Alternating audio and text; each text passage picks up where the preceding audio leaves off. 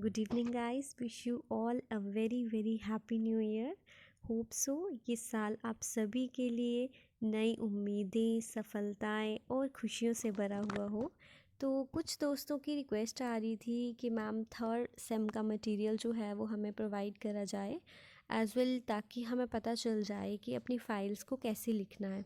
तो आज मैं आपके साथ अपनी थर्ड सेम का फाइनल लेसन प्लान जो है वो शेयर करूँगी, ताकि आपको आइडिया लग जाएगा कि एक तो फाइनल लेसन प्लान को कैसे लिखना है और दूसरा फाइल्स जो हैं उसके अंदर लेसन प्लान्स को कैसे लिखा जाता है। ओवरऑल आपको आइडिया लग जाएगा कि हाउ टू फ्रेम और राइट अ लेसन प्लान। तो चलिए वीडियो को स्टार्ट करते हैं। सबसे पहले जब भी कभी हम फाइनल लेसन प्लान अपना बनाते हैं तो वो एक फ़ाइल में बनता है। जैसे पूरी हमें एक फ़ाइल बनानी होती है, ठीक है, उसमें हमें इस तरह से शीट्स लगानी होती हैं। तो उसमें सबसे पहले जो हमें इसमें लिखना होता है तो उसको जैसे सबसे पहले हम कॉलेज का नाम लिखेंगे, ठीक है। जैसे मैंने एक कर्व में बनाया, इस तरह से हम अपने कॉलेज का नाम लिखते हैं। उसके बाद जो भी आपको लेसन प्लान आप दे रहे हो, जैसे मैंने हरबर्शन अप्रोच का आपको दिखा रही हूँ आज, ठीक है। तो जैसे हमारे में दो थे, एक आरसीएम की फ़ाइल थी, दूसरी हरबर्शियन की थी, ठीक है। आज मैं हरबर्शियन का आपको दिखा दूंगी कि कैसे कैसे इसको बनाया जाता है, फिर उसके बाद मैं आरसीएम का भी आपको दिखा दूंगी, ठीक है। तो सबसे पहले हमें इसमें ये फाइनल लेसन प्लान, कॉलेज का नाम फाइनल लिख के उसके बाद हमें नीचे अपना पूरा आइडेंटिफिकेशन डेटा लिखना होता है। उसमें हमें नेम, क्लास, रोल नंबर और नेम ऑफ़ द स्कूल। देखो गाइस, बीएड जो है it is basically a teaching practice, है ना। तो इसमें हमें बस यही चीज़ें सिखाई जाती हैं कि बच्चों को आप कैसे टीच कैसे करना है, आपको कैसे पढ़ाना है आपको। तो जो जो चीज़ें अब जैसे बीइंग अ टीचर, आप कल अपना लेक्चर या लेसन डिलीवर करने जा रहे हो तो उसकी प्रेपरेशन आप पहले ही करके जाते हो। तो उसके लिए लेसन प्लान बेसिकली एक ऐसी चीज़ है जिसमें जो आपने चीज़ कल पढ़ानी है ना, वो आप सारी इसके अंदर लिखोगे कि हम अपने लेक्चर को या हम अपने लेसन को कैसे शुरू करेंगे। वो सारी चीज़ें इसमें ऐड ऑन होती हैं, ठीक है। तो लेसन प्लान एक ऐसा तरीका है कि आप अपने लेसन को कैसे डिलीवर करते हो ना, वो सारी चीज़ें इसमें लिखी जाती हैं पहले। उसके बाद आप इसको फॉलो करके एंड देन अपने लेसन को डिलीवर करते हो, ठीक है। तो उसी तरह से ये आप फर्स्ट पेज आप देख लीजिए, ऐसे ऐसे करके आपको बनाना है कि नेम ऑफ़ द स्कूल, जिस स्कूल में आपकी टीपी लगी है, टीचिंग प्रैक्टिस आप दे रहे हो, उसका स्कूल का नाम आएगा। कौन से क्लास के बच्चों का ये टॉपिक है वो क्लास आएगी, उन क्लास के बच्चों की कितनी एज है वो आएगा। सब्जेक्ट क्या है, आस्पेक्ट क्या है, इंग्लिश आस्पेक्ट में आ जाता है हमारा कि शॉर्ट स्टोरी है, पोइट्री है, प्रोज है, क्या है, ठीक है। टॉपिक क्या है, टाइम कितने मिनट्स का आपका लेसन है, ठीक है, और क्या डेट है। उसके बाद देखो, अब हरबर्शियन अप्रोच को हमें कैसे शुरू करना होता है। कोई भी, चाहे आरसीएम हो चाहे हरबर्शियन हो, सबसे पहले हम आइडेंटिफिकेशन डाटा लिखना होता है। इसमें जो जो चीज़ें आपने पहले अपना name, roll number, class, time, ठीक है, सब्जेक्ट, आस्पेक्ट जो भी है वो सारी चीज़ें यहाँ पे मेंशन करोगे। उसके बाद जो बी पार्ट आता है दैट इज़ टीचिंग एड। और जैसे कि जैसे ये मैंने पॉइंट्स लिखे हैं, आइडेंटिफिकेशन डाटा, टीचिंग एड्स, ये सारी चीज़ें ना जब आपको फ़ाइल मिलती है ना, उसके फ्रंट पेज पे, इंडेक्स के बाद वाले पेज पे ना ये सारी चीज़ें लिखी होती हैं कि कौन कौन से पॉइंट्स आपको मेंशन करने हैं। उसके बाद आता है हमारे पास टीचिंग एड्स। तो टीचिंग एड्स में हमारे पास दो प्रकार के एड्स होते हैं, general aids, specific aids. General aids में हमारी वो सारी चीज़ें आ जाती हैं जो जो हम टीचिंग के लिए यूज़ कर रहे हैं। जैसे फॉर एग्ज़ाम्पल, आप मार्कर यूज़ करते हो, डस्टर को यूज़ करते हो, वाइट बोर्ड का इस्तेमाल करते हो, या रोलिंग बोर्ड यूज़ कर रहे हो आप, ठीक है, पॉइंटर यूज़ कर रहे हो, चॉक यूज़ कर रहे हो, whatever you are using, ठीक है, वो सारी चीज़ें इसमें जनरल एड्स में आ जाएंगी। उसके बाद स्पेसिफिक में क्या आएगा कि आप अपने लेक्चर को डिलीवर करने के लिए कौन सी स्पेशल चीज़ का इस्तेमाल करो। आप मॉडल से मॉडल बना के लाए हो, आप उस मॉडल के थ्रू आप अपने लेसन को डिलीवर कर रहे हो, या फिर आप कोई चार्ट बना के लाए हो उसके थ्रू आप लेसन को डिलीवर कर रहे हो, या फिर फ्लैश कार्ड्स की मदद से आप डिलीवर कर रहे हो, कैसे भी, वो सारे हमारे स्पेसिफिक एड्स में आ जाता है। उसके बाद नेक्स्ट आता है हमारे पास एम्स और ऑब्जेक्टिव्स ऑफ द लेसन।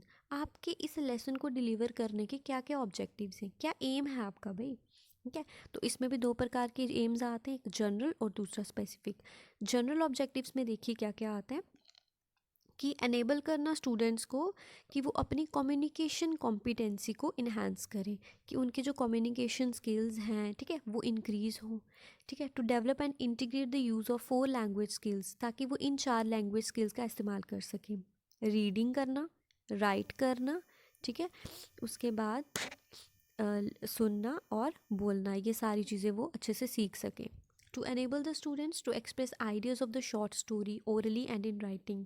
जब मैं पढ़ाऊँ उसके बाद जो बच्चे होंगे उनको मेरी जो भी मैंने शॉर्ट स्टोरी डिलीवर की है वो उस शॉर्ट स्टोरी को ओरली भी डिलीवर कर सके एज वेल एज़ वो उसको लिख के भी डिलीवर कर सकें। मतलब मेरी ये एम है कि जब मैं पढ़ाऊँगा तो बच्चों के कम्युनिकेशन स्किल्स इन्हांस होंगे, उनके जो 4 लैंग्वेज स्किल्स हैं वो इन्हांस होंगे, साथ ही साथ जो बच्चे हैं वो जो भी मैंने शॉर्ट स्टोरी डिलीवर की है उसको वो orally as well as written way में वो एक्सप्रेस कर सके। तो ये सारे मेरे एम्स हैं, ठीक है, जब मैं पढ़ाऊँगी।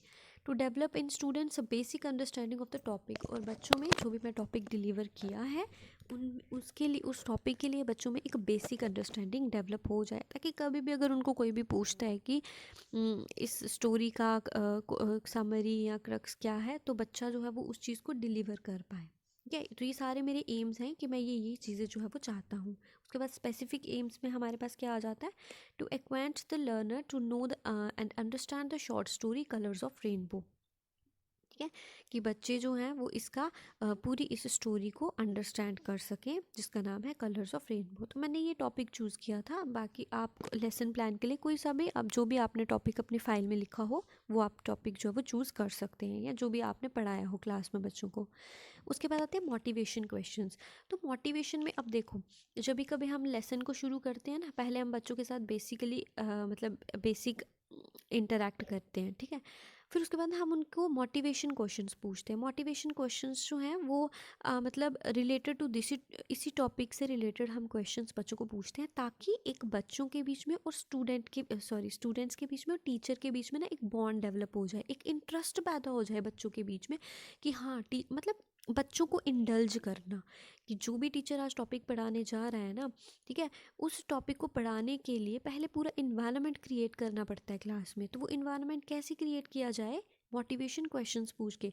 हम कुछ क्वेश्चन पूछेंगे, बच्चे आंसर देंगे, तो इससे क्या होगा, एक इंटरेस्ट और एक इंटरेक्शन, तालमेल बन जाता है बच्चे के बीच में और स्टूडेंट्स के बीच में। ठीक है, तो इसी तरह से हाँ टीचर जो है वो कुछ मोटिवेशन क्वेश्चंस पूछता है। जैसे मेरा टॉपिक था कलर्स ऑफ रेनबो, मैंने क्या क्या क्वेश्चन पूछे बच्चों को, सिंपल से, what do you observe in the sky in the day time, भाई दिन में आप क्या देखते हो स्काई में। बच्चों ने कहा सनलाइट, ठीक है, कुछ भी इस टाइप का। What do you understand in the sky after rainfall, बारिश के बाद आप क्या देखते हो, बच्चों ने कहा रेनबो, ठीक है। And how does rainbow looks like, बच्चों ने कहा रेनबो जो है मैम उसमें अलग अलग कलर्स होते हैं, उस स्काई में दिखता है वो। नेक्स्ट है, how many colours does rainbow have, कितने कलर्स होते हैं रेनबो में, 7 कलर्स होते हैं। अब उन 7 कलर्स का नाम बताओ। तो अब देखो, हमें क्वेश्चंस तब तक पूछते रहना होता है जब तक बच्चे जवाब देना बंद ना करें, या फिर जब बच्चों का अनसेटिस्फैक्ट्री रिस्पॉन्स आ जाए, ठीक है, तब हम जो है अपने टॉपिक को शुरू कर देते हैं। अदरवाइज़ आप तब तक बच्चों को क्वेश्चंस में इंडल्ज कर सकते हैं जब तक बच्चा जवाब दे रहा है। जैसे ही बच्चा अटक गया, ठीक है, या उसका रिस्पॉन्स नहीं आया, then you will have to start your topic, ठीक है। उसी के टाइम पर हम क्या करते हैं, अपने टॉपिक को शुरू कर देते हैं। तो नेक्स्ट इसी तरह से हमारा नेक्स्ट पार्ट आ जाता है अनाउंसमेंट ऑफ द टॉपिक। अपने टॉपिक को अनाउंस कर दो।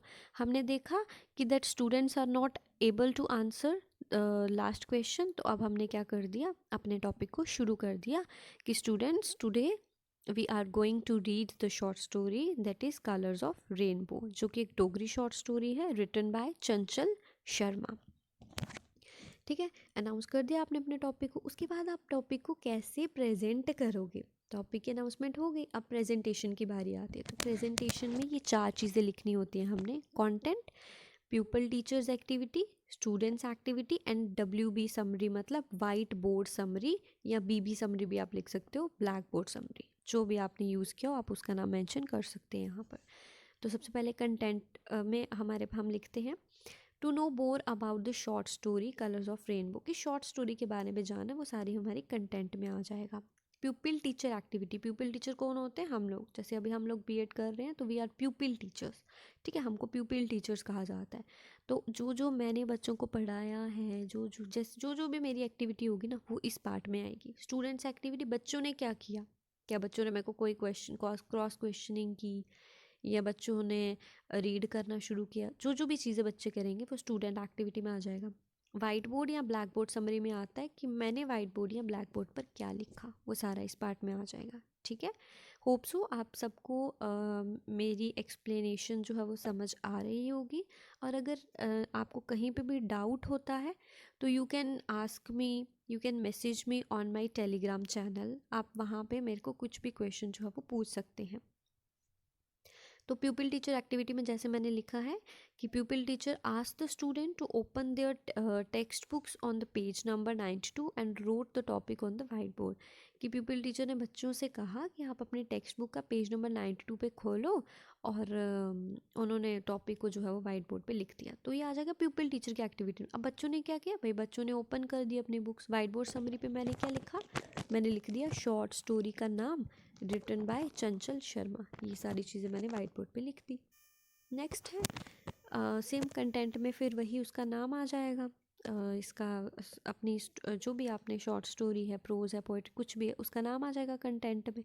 प्यूपिल टीचर एक्टिविटी में आगे टीचर ने क्या किया, टीचर ने मॉडल रीडिंग करना शुरू की। मतलब टीचर ने जो है वो पूरी अपने प्रॉपर पंक्चुएशन के साथ, ठीक है, प्रॉपर प्रोनाउंसिएशन के साथ टीचर ने जो है वो शॉर्ट स्टोरी रीड करना शुरू कर दी।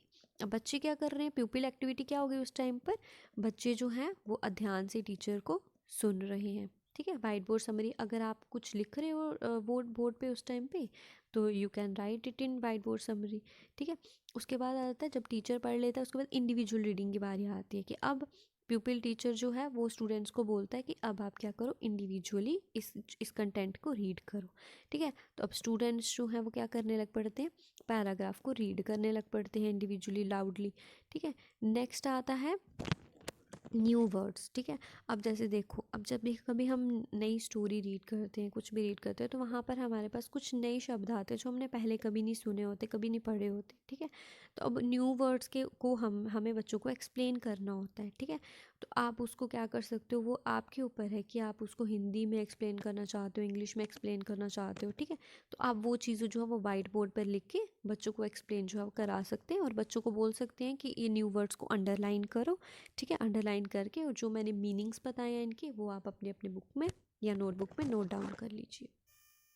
नेक्स्ट आता है हमारे पास, जैसे न्यू वर्ड्स मैंने बता दी कि कौन कौन से न्यू वर्ड्स आए। ठीक है, फिर मैंने उन बच्चों को न्यू वर्ड्स का मीनिंग बता दिया। कई बार बच्चे डिफ़िकल्ट वर्ड्स जो है वो भी इसके लिए टर्म यूज़ करते हैं न्यू वर्ड्स की जगह difficult words, but new words जो है वो यूज़ करना ज़्यादा अप्रोप्रिएट रहता है as compare too difficult words. ठीक है, तो उसके बाद बस प्यूपिल टीचर क्या करेगा कि न्यू वर्ड्स को उनको एक्सप्लेन करेगा, और प्यूपिल्स क्या करेंगे, वो सुनेंगे और न्यू वर्ड्स को अपनी नोटबुक पे नोट डाउन कर लेंगे। वाइट बोर्ड समरी में यही आ जाएगा कि हमने क्या करा है, जो जो भी मैंने एक्सप्लेन किया वो मैंने वाइट बोर्ड पे लिखे हैं वर्ड्स। ठीक है, उसके बाद आएगा कि टीचर जो है वो फ्लैश कार्ड दिखाता है बच्चों को और पूछता है कि ये क्या है, what do you see in this picture. ठीक है, तो स्टूडेंट्स का रिप्लाई आता है मैम रेनबो। देखिए मैंने फ्लैश कार्ड भी लगाया हुआ है, जैसे एक ये तो चलो मैंने छोटा सा दिखाने के लिए यहाँ पे लगाया हुआ है ना। ठीक है, तो इस तरह से आप बड़ा वाला चलो ये तो इसका वो था ना, जस्ट एक झलक थी इसकी कि फ्लैश कार्ड ऐसा होता है। इस तरह से हमें थोड़े बड़े बड़े फ्लैश कार्ड्स बनाने पड़ते हैं। ये तो भी फाइल पे लगाया तो इसलिए इसका ये सिर्फ सैम्पल दिखाए हैं यहाँ पे, बट अगर हम फ्लैश कार्ड्स बनाते हैं तो वो बड़े साइज़ के बनाते हैं ताकि हम वहाँ से खड़े होकर आगे खड़े होकर बच्चों को जो वो दिखा सकें। ठीक है, या फिर जैसे मैंने अपने स्टार्टिंग पेज में मिनिएचर लगाया है ना, इस तरह से ये भी आप लगा सकते हैं अपने मिनिएचर्स। बाकी आपके टीचर्स पे डिपेंड करता है, आपको आपके टीचर्स जैसा बोलते हैं आप वैसा कर सकते हैं। आप मिनिएचर्स भी लगा सकते हैं। ठीक है, चलो ये मिनिएचर्स तो फाइल पर लगेंगे, बट जब आप फाइनल लेसन प्लान डिलीवर करने जाते हो उस टाइम पर आपको फ्लैश कार्ड्स जो है वो बनाने पड़ते हैं। ठीक है, कुछ डिफ़िकल्ट वर्ड्स के मीनिंग को एक्सप्लेन करने के लिए। ठीक है, उसके बाद साइलेंट रीडिंग की बारी आती है कि प्यूपिल टीचर बच्चों को बोलता है कि अब आप साइलेंटली सारे बच्चे क्या करो, जो जो मैंने चीज़ें पढ़ाई हैं अब आप उसको रीड करो। ठीक है, उसके बाद कॉम्प्रीहेंशन क्वेश्चंस, जो जो भी आप जैसे स्टोरी में से कुछ भी क्वेश्चंस जो है वो आप बच्चों को पूछ सकते हो। जैसे मैंने पूछा name the colours of rainbow, अब तो बच्चों को पता चल गया with the help of flash cards, with the help of, ठीक है, पूरी स्टोरी मैंने समझा दी। अब बच्चे कैन आंसर दिस क्वेश्चन कि name the colours of rainbow, अब बच्चों का आंसर आने लग पड़ा। ठीक है, अब सेकेंड क्वेश्चन मैंने पूछा the swing of Gudda Guddi in the story refers to. ठीक है, गुड्डा गुड्डी का जो झूला है स्टोरी में वो किसको रेफ़र कर रहा है, तो आंसर आएगा रेनबो। ठीक है। उसके बाद लैंग्वेज वर्क, कुछ भी अगर बुक में कोई भी वर्क दिया है, ठीक है, लैंग्वेज वर्क, वो सारा ये बुक से आप लिख सकते हो इस तरह से इसको, ठीक है। नेक्स्ट हमारा आ जाता है क्लोजर ऑफ द टॉपिक। अब हमें टॉपिक को क्लोज करना है, ठीक है। तो some questions will be asked by the pupil teacher to students in order to check their alertness in the class. अब टॉपिक हमारा ख़त्म होने वाला है, अब हमने टॉपिक को क्लोज़ करना है। कैसे क्लोज़ करना है, चलो पढ़ा तो हमने दिया, अब बच्चों को क्रॉस क्वेश्चनिंग करनी है हमने कि अलर्टनेस चेक करने के लिए कि क्या बच्चे सुन भी रहे थे कि ऐसे ही, ठीक है। तो अब बच्चों को हम क्या करते हैं, कुछ क्वेश्चंस पूछते हैं, ठीक है। टॉपिक से रिलेटेड आप कुछ भी क्वेश्चन पूछ लो उसको, ठीक है ना। जैसे मैंने पूछा how does it look when the sun shines immediately after rainfall. बारिश के बाद जैसे सन शाइन होता है तो क्या दिखता है हमें, ठीक है। कैसा वेदर, कैसा नज़ारा दिखता है, तो आंसर आएगा इट इज़ वेरी प्लेजेंट, ठीक है, बहुत अच्छा नज़ारा दिखता है उस टाइम पे, ठीक है। तो इस तरह से आप बच्चों को क्वेश्चंस पूछ सकते हो ताकि आपको भी यकीन हो जाए कि बच्चों को कुछ समझ में आया है कि नहीं आया, ठीक है।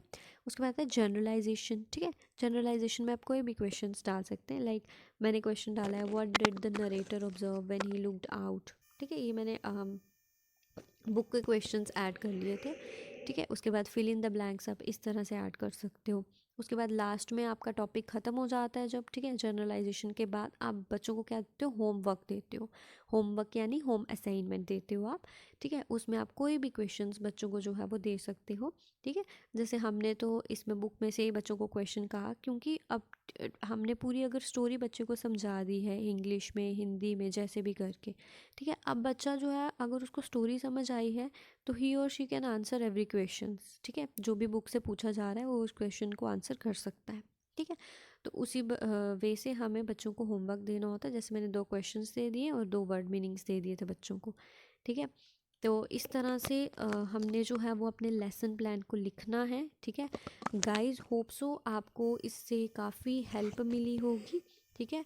और जैसा भी आपको लगा होगा, समझ आया है नहीं समझ आया है, तो वो आप मुझे कमेंट करके बता सकते हैं या फिर आप मेरे टेलीग्राम चैनल पर मुझे मैसेज कर सकते हैं, ठीक है। तो I will definitely answer your questions there, ठीक है। सो गाइस ध्यान रखिएगा, ठीक है।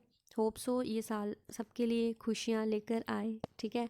और जैसे कि कोविड वापस आ रहा है तो आशा करती हूँ कि हम सब जो हैं वो सुरक्षित रहें अपने घरों में, ठीक है ना। ध्यान रखें, बाहर जा रहे हैं तो मास्क वगैरह का यूज़ करें, ठीक है। So guys thank you for listening, thank you for watching and do subscribe my channel, thank you.